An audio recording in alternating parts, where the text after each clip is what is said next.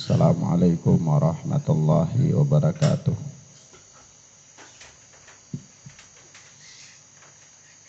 Walhamdulillahi hamdan katsiran thayyiban mubarakan fih kama yuhibbu rabbuna wa yarda. Asyhadu an la ilaha illallah wahdahu la syarikalah wa asyhadu anna Muhammadan abduhu wa rasuluh sallallahu alaihi wa ala alihi wa ashabihi wa man sara ala nahjihi ila yaumil qiyamah. Amma ba'd. Akhwana fiddin, a'azzani Allah wa iyyakum. Kita masuk pada hadis yang kelima dari hadis Arba'in An-Nawawiyah. Berkata Al-Imam Abu Zakaria An-Nawawi rahimana wa rahimahullah, an ummil mu'minina ummi Abdillah Aisyah radhiyallahu anha qalat, dari Ummul Mukminin Ummu Abdillah Aisyah yang Allah telah meridai beliau dan bapaknya, yakni Aisyah itu bapaknya adalah Abu Bakar As-Siddiq radhiyallahu taala anhu.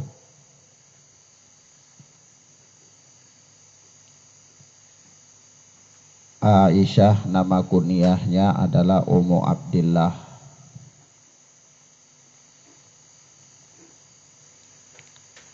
Beliau berkata, qala Rasulullah sallallahu alaihi wa alihi wasallam, Rasulullah sallallahu alaihi wa alihi wasallam bersabda, man ahdatha fi amrina hadha ma laysa minhu fahuwa raddun. Barang siapa yang mengada-ngada dalam urusan kami, barang siapa yang membuat-buat dalam urusan kami ini, yaitu urusan agama, ma laysa minhu fahuwa raddun,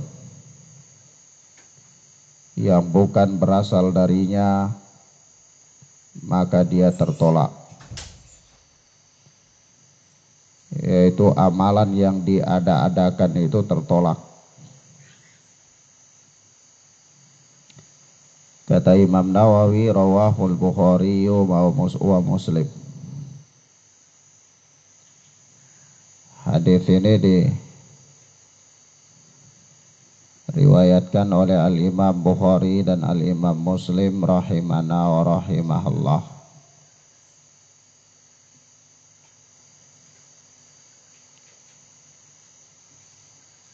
Kata Imam Nawawi, wa fi riwayatin li Muslim, dan pada suatu riwayat bagi Imam Muslim, yakni masih dari hadis Aisyah radhiyallahu taala anhuma, man amila amalan laisa alaihi amruna fahuwa raddun. Barang siapa yang beramal dengan suatu amalan Kata Rasulullah, barang siapa yang beramal dengan suatu amalan laisa alaihi amruna, yang tidak didasari oleh perintah kami, tidak ada di atas amalan tersebut perintah kami, fahuwa raddun, maka amalan itu tertolak. Hadis ini dikeluarkan oleh Al-Imam Muslim rahimana wa rahimahullah di dalam sahihnya. Akhwana fiddin, a'azzani Allahu wa iyyakum. Hadis yang mulia ini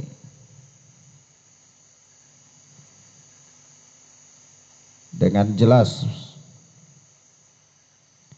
Rasulullah sallallahu alaihi wasallam mengabarkan kepada kita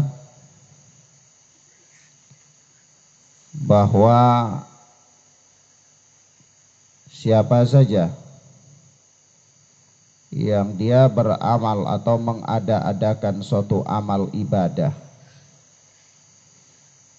di dalam urusan kami, dalam urusan kami maksudnya dalam syariat kami, yaitu di dalam agama, dalam urusan agama yang tidak ada perintahnya dari kami, yaitu tidak ada dasar hukumnya, tidak ada dalilnya dari Al-Quran maupun sunnah, maka sesungguhnya amalan itu tertolak. Artinya amalan itu tidak diterima oleh Allah. Jadi kalau ada orang dikatakan, ya Ustadz, saya bukan beramal dengan amalan, saya bukan membuat amalan, tapi saya beramal saja dengannya.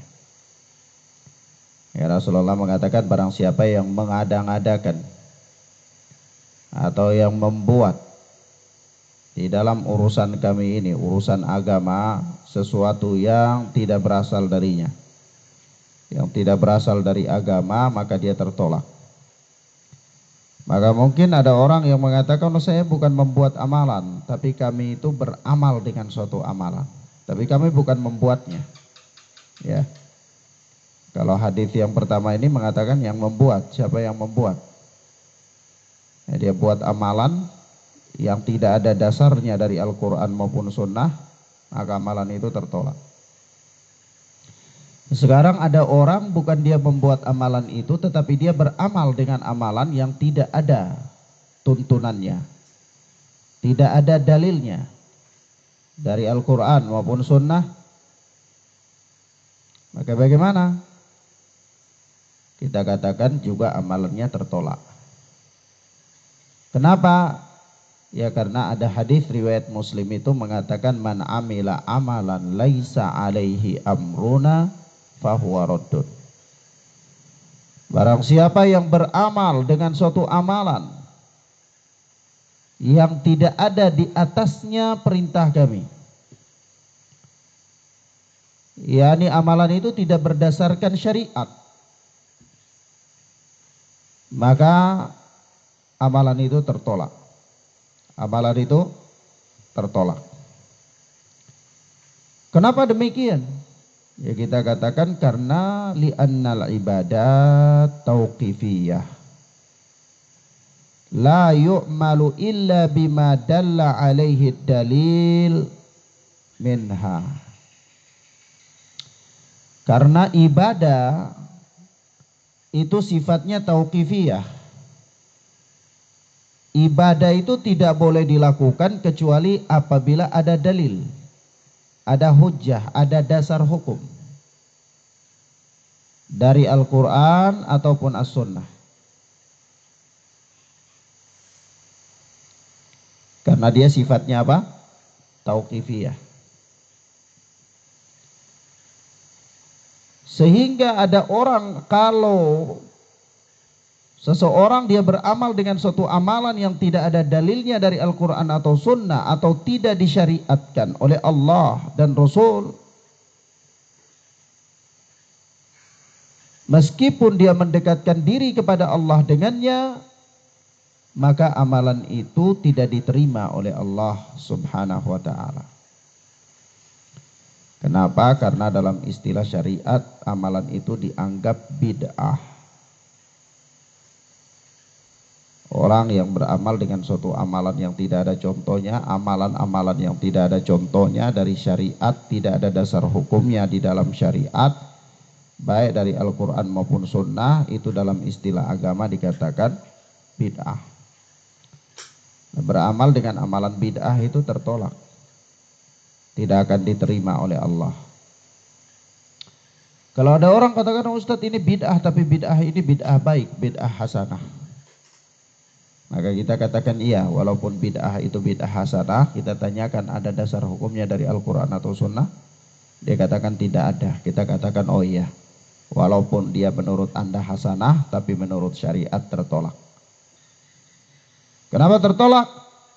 Karena Rasulullah mengatakan dia tertolak, yaitu man amila amalan laisa alaihi amruna fahuwa raddun. Barang siapa yang beramal dengan suatu amalan yang tidak ada padanya perintah kami, maka amalan itu tertolak. Maka di sini apa? Di sini menjadi dalil bagi kita bahwa ibadah itu tidak boleh dilakukan oleh seorang seenak hatinya. Ibadah itu harus ada dasar hukumnya. Maka para ulama membuat dua syarat diterimanya sebuah amalan. Dua syarat diterimanya sebuah amalan. Syarat yang pertama adalah ikhlas kepada Allah, yaitu apa? Dasar hukumnya ya hadis pertama dalam kitab ini, yaitu innamal a'malu binniyat. Amalan itu tergantung dari niat. Syarat yang kedua adalah al-mutaba'ah li Rasulillah sallallahu alaihi wasallam, mengikuti Rasulullah. Harus ada contoh dari Rasulullah. Karena kalau dia beramal dengan amalan yang tidak ada contoh dari Rasulullah, maka dia tidak diterima. Amalan itu tidak diterima. Jadi dua syarat. Syarat pertama ikhlas, syarat kedua harus mencontoh Nabi sallallahu alaihi wasallam. Kenapa harus mencontoh Nabi? Ya dasar hukumnya ini, man amila amalan laisa alaihi amruna fahuwa raddun. Barang siapa yang beramal dengan suatu amalan yang tidak ada perintahnya dari kami, maka amalan itu tertolak. Makanya kalau dia beramal tidak ada contohnya dari Rasulullah, ya maka amalan itu tertolak. Maka supaya tidak tertolak, ya dia harus beramal sesuai dengan contoh Rasulullah sallallahu alaihi wasallam. Maka Ustaz tapi niatnya baik, kita katakan walaupun niatnya baik. Walaupun niatnya baik. Sebab itu suatu ketika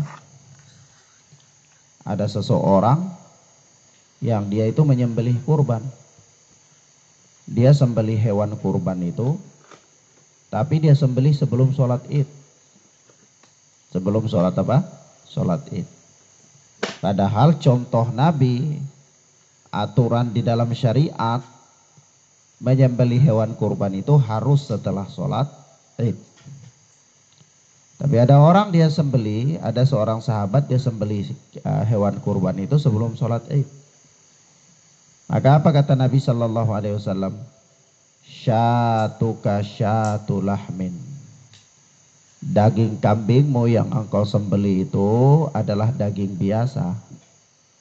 Dia tidak terhitung sebagai korban. Padahal orang itu menyembelih apa tidak? Menyembelih. Dia lakukan ibadah, dia menyembelih hewan kurban. Tapi Nabi tidak menganggapnya sebagai korban, malah Nabi menganggapnya sebagai daging biasa. Kenapa?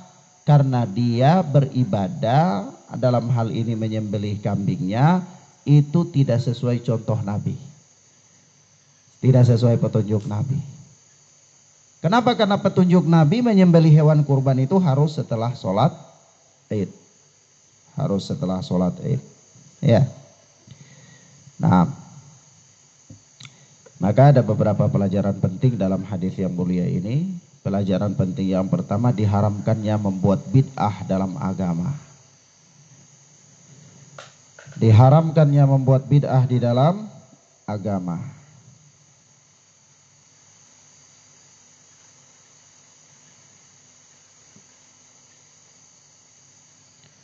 Sebab itu Syekh Shalih Fauzan hafizana wa hafizahullah berkata di dalam syarah beliau terhadap Arba'in An-Nawawiyah yang berjudul Al-Minhatur Rabbaniyah, kata beliau, fa fi hadza dalilun ala butlanil bid'ah jami'iha.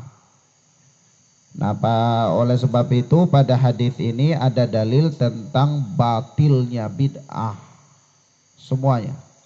Semua perkara bid'ah itu batil.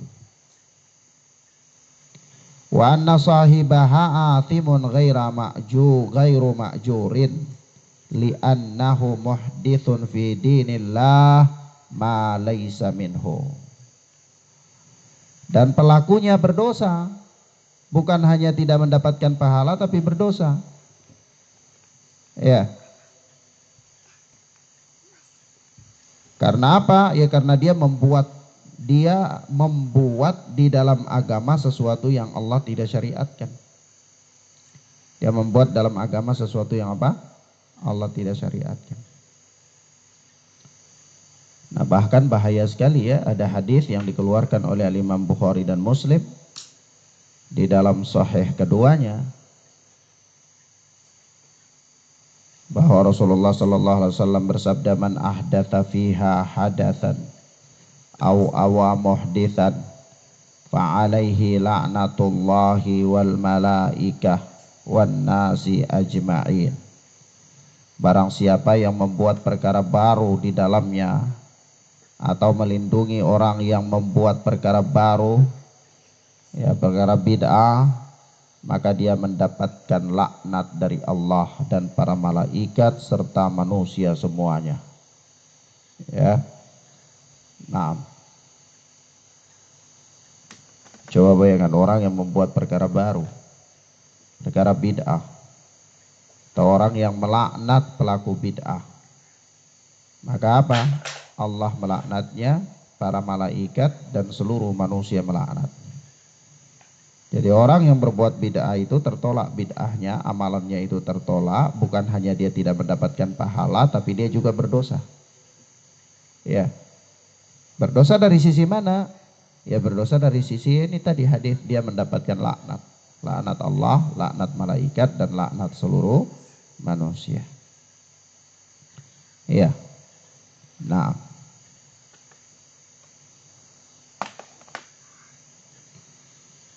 Kemudian faedah yang kedua, konsekuensi sebuah larangan adalah rusaknya perkara yang dilarang. Konsekuensi dari sebuah larangan itu menunjukkan bahwa yang dilarang itu rusak atau rusaknya perkara yang dilarang.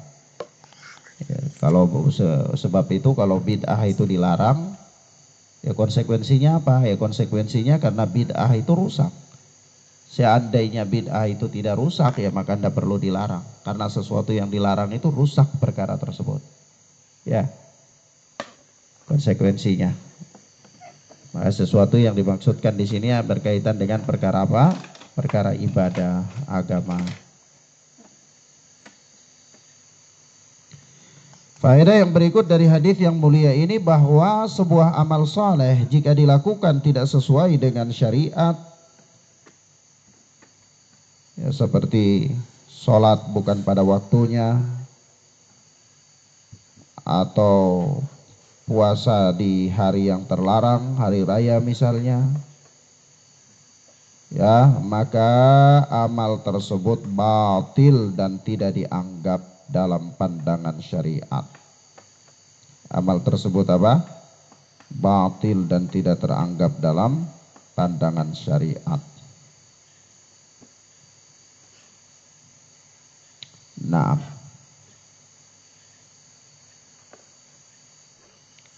faedah yang berikut yang keberapa? Faedah yang keempat.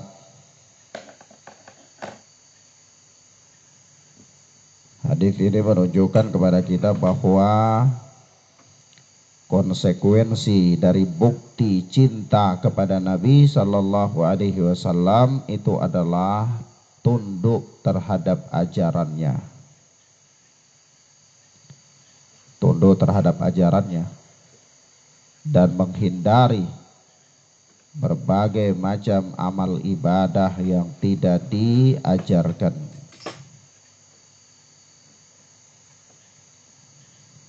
Sebab itu ada sebuah syair yang bagus sekali ya.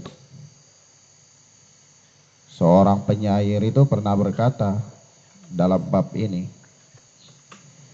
"Lau kana hubbuka shadiqan la ata'tahu. Innal muhibba liman yuhibbu muti'." Seorang penyair pernah berkata, kalau seandainya cintamu itu benar, niscaya engkau akan taat kepadanya. Karena hakikat dari orang yang cinta itu taat kepada yang dicintai. Seorang dikatakan, oh kami cinta Rasulullah. Konsekuensinya apa? Taat kepada syariat Rasulullah Sallallahu Alaihi Wasallam. Kenapa ya? Karena itu bukti dari cinta kepada Rasul itu taat kepada syariat yang dibawa oleh Rasul Sallallahu Alaihi Wasallam. Ada orang dikatakan, oh kami cinta kepada Rasul, tapi dia melakukan amal-amal bid'ah, dia beramal dengan amalan yang tidak diajarkan oleh Rasul Sallallahu Alaihi Wasallam, maka cintanya itu hanya sebuah pengakuan yang kosong dari aplikasi. Kosong dalam realitanya, hanya pengakuan di bibir. Sebab itu Allah Subhanahu wa taala berfirman dalam rangka membuktikan kecintaan manusia kepada Rasul, kepada Allah, itu adalah dengan mengikuti Rasul sallallahu alaihi wasallam. Allah katakan, "Qul in kuntum tuhibbunallaha fattabi'uni yuhibbukumullahu wa yaghfir lakum dzunubakum." Katakanlah kalau kalian itu benar-benar cinta kepada Allah, maka ikutilah aku. Niscaya Allah akan mencintai kalian dan Allah akan mengampuni dosa-dosa kalian. Jadi bukti daripada cinta kepada Allah itu mengikuti Rasul Sallallahu Alaihi Wasallam. Kalau ada orang katakan, oh kami cinta kepada Allah, tapi dia melakukan amalan bid'ah. Dia katakan kami cinta kepada Rasulullah, tapi dia melakukan amalan yang tidak diajarkan oleh Rasulullah. Maka orang ini pengakuan cintanya itu hanya di lisan, tetapi kosong dalam apa? Pembuktian. Ya. Maka yang menjadi ukuran itu bukan di kata-kata. Kalau kata-kata orang bisa merangkai kata itu 1001 kata. Ya. Tetapi dalam aplikasi pembuktian itu tidak jarang orang yang bisa membuktikan. Orang katakan kami cinta kepada Rasulullah, ya kami cinta kepada Rasulullah, kami sangat menyanjung Rasulullah, tetapi mereka beramal dengan sesuatu yang tidak diajarkan oleh Rasulullah. Berarti sama aja dia mengkhianati Rasul Sallallahu Alaihi Wasallam. Dia katakan kami cinta kepada Allah Subhanahu Wa Taala. Kami cinta kepada Allah Tabaraka wa Ta'ala, tapi dia beramal dengan syariat yang tidak diajarkan, yang tidak diperintahkan oleh Allah Subhanahu wa Ta'ala. Bahkan dia mengkhianati Rasul Sallallahu Alaihi Wasallam dalam beribadah. Maka itu hakikatnya orang itu tidak cinta kepada Allah. Kenapa? Karena kita katakan tadi, Allah Subhanahu wa Ta'ala mengabarkan kepada kita bahwa bukti daripada kita cinta kepada Allah itu dengan mengikuti Rasul Sallallahu Alaihi Wasallam. Nah, sebab itu penyair mengatakan, "Lau kana hubbuka shadiqan la ata'tahu." Kenapa? Karena innal muhibba liman yuhibbu muti'. Ya, kalau seandainya engkau itu benar-benar cinta, cinta itu bukan hiasan di kata-kata saja, niscayalah tahu engkau akan taat kepada yang engkau cintai itu. Kenapa? Karena hakikat dari orang yang mencintai itu adalah taat kepada yang dicintai. Ya. Naam. Demikian akhwana fiddin azani Allahu wa iyyakum. Ini beberapa hal yang bisa kita sampaikan pada pertemuan hari ini berkaitan dengan hadis yang kelima dari hadis Arba'in An-Nawawiyah. Mudah-mudahan bermanfaat bagi kita insyaallah taala. Hadanallahu wa iyyakum barakallahu fikum. Wassallallahu ala nabiyina Muhammad wa ala alihi wa sahbihi wasallam. Subhanaka Allahumma wa bihamdika asyhadu an la ilaha illa anta astaghfiruka wa atubu ilaik. Wassalamualaikum warahmatullahi wabarakatuh.